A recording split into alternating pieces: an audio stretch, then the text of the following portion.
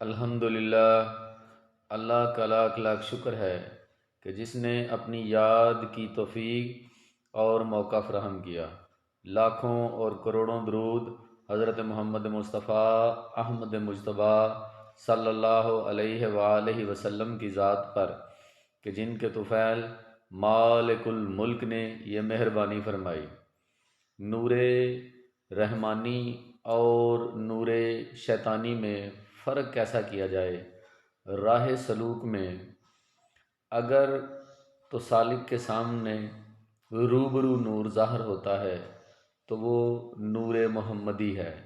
ایسا نور جو روبرو سامنے ظاہر ہو وہ نور محمدی ہے، اور اگر نور جو ہے وہ آپ کے دائیں کندھے کے بالکل قریب ظاہر ہوتا ہے تو یہ نور یمینی ہے، اور اگر نور دائیں کندھے سے تھوڑا دور ظاہر ہوتا ہے تو یہ آپ کے مرشد کا نور ہے۔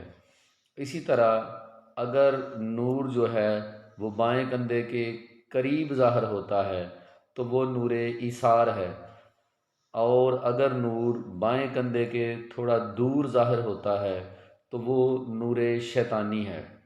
اسی طرح اگر نور آپ کی ناف یا سینے میں ظاہر ہوتا ہے تو وہ نور شیطانی ہے، لیکن اگر نور آپ کے دل کے اندر ظاہر ہوتا ہے جو دل کی صفائی کرتا ہے تو وہ نور ذات ہے۔ اس طرح آپ راہ سلوک میں نور شیطانی اور نور رحمانی میں فرق کر سکتے ہیں۔